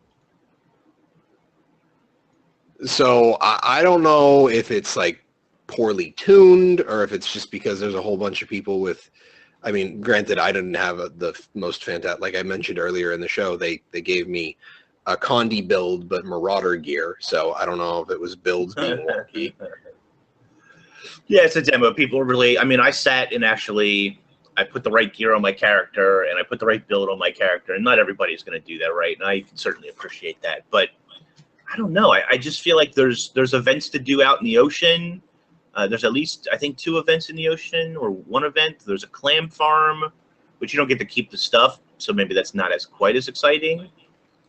But I don't know. There's a Simon Says game to do up with the Mastery Point at Hatari Tablelands. There's lore. If you talk to, so there's an event in the Amnoon Farms where you see the Hollow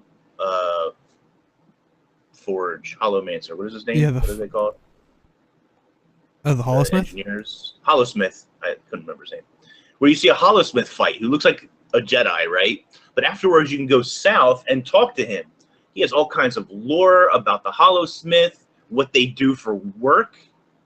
There's a Mirage in the map as well you can talk to that will tell you. And I really love that, right? Because by adding this lore into the game, something Heart of Thorns sorely missed, sorely lacked, right? You get to talk to these professions, and they tell you about the profession. They tell you about their magics, how it works, why in this area of the world, in this area of Tyria, what they do for work. Like the Hollowsmith is like, you know, as for a job, I go around and fix different forges and all this stuff. And the Mirage is like, well, we're sort of nomadic, and you know, we do small odd jobs here and there, and we're like artists and stuff. And the Mirage explains that, you know, Mesmer's not from Elona wouldn't understand because the sand here contains magic, and we use that magic as like a mirrored surface and blah, blah, blah. Like there's this explanation to it, and it just makes the world feel more complete and more whole. And I just feel like, I mean, people are missing that kind of stuff, maybe, I guess. I don't know. And the adventure is not even locked behind anything. You can just go do it. Like, I don't know. I think it's better. And we have underwater combat events and stuff. Don't hit the trout, because they will mess you up. There's a giant sea turtle? The sea turtle looks freaking amazing. How come, ArenaNet, I don't have a sea turtle pet? Just saying.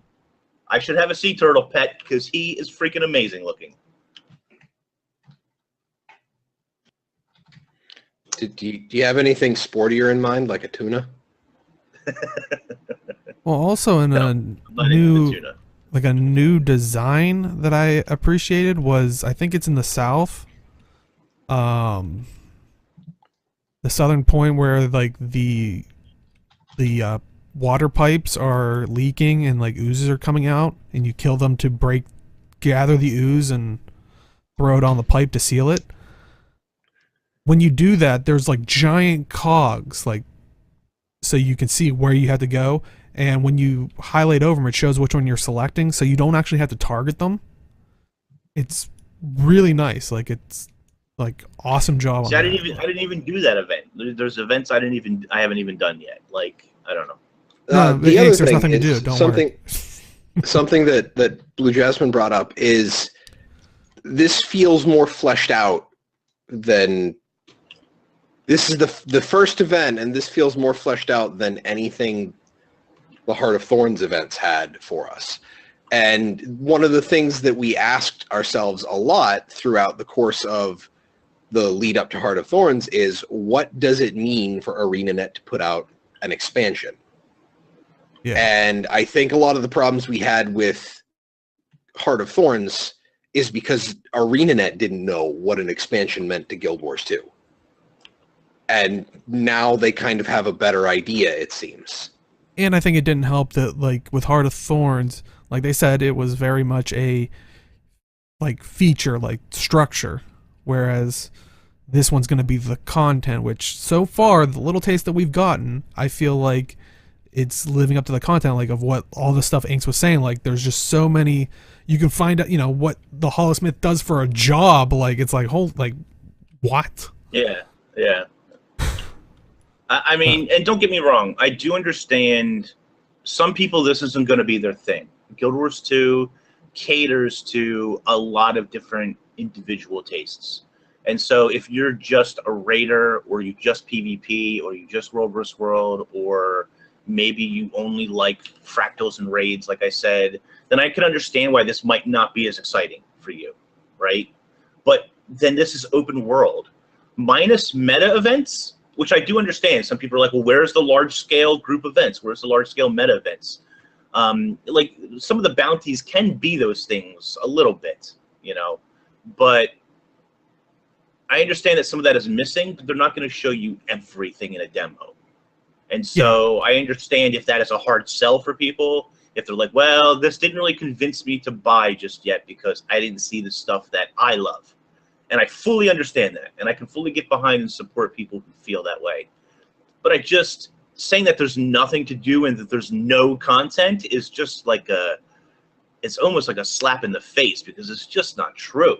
It might not be content you like or you enjoy, but that doesn't mean that there's not any content, right? I don't know. Blue Jasmine, I have tried to fight the legendary Choya. I think it failed right before we killed it, or I don't know. It gave me credit, but it said I failed it. So I don't know, but I had to, you know. Like, of course. I hate to harp on about it, but like when we get a new raid, which I suspect that we'll probably see a couple weeks or a month after launch of Path of Fire, I'm going to be just as excited for that raid as I am right now about exploration and about the events and the lore and all that other stuff, because I like all of those aspects. I can appreciate that not everybody is like that, but you know, I do feel like you will get your due. I do think that, you know, raids and fractals operate like structured PvP and World vs. World on their own timetable, and so they're not really included into what ArenaNet considers an expansion. And I think that's a bit of a shame. I think that it sells the game a little bit better to those end game people looking for dungeons where dungeons don't necessarily exist. When you say that you have fractal dungeons and that you're going to have raids. And even if that stuff is not really ready, certainly there should be some aspects you could talk about to sort of sell that boundary to people. But that doesn't really have to do with the beta weekend. It's just sort of a like an observation on a whole, I guess. Sorry, I'm having fun with the I got the downed treading water animation, and it's still affecting me outside of water. So. Oh, I accidentally jumped into the water, and then I got out and immediately pressed my mount while it was still doing the skill bar transition, and my camera stopped, and I watched myself swimming about 4 feet off of the ground for about 10 seconds as my character just went off into the distance at mount speed.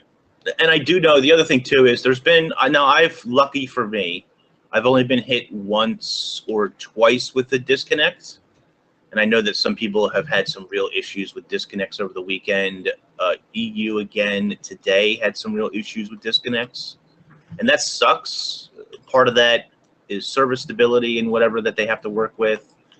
And unfortunately, that's part of what the demo is for. I know it's not a full beta, but they are still testing server stability and stuff like that. And I've seen a lot of people get mad and upset about that, which is, I understand why people get upset. I mean, I get upset if I want to play the demo. Let me play the demo, and then you can't because constant DCs. I get it, right? But I don't know. I think some people overreact a little bit. They're like, I'm not buying the game now. DCs everywhere. And it's just like, take a breath.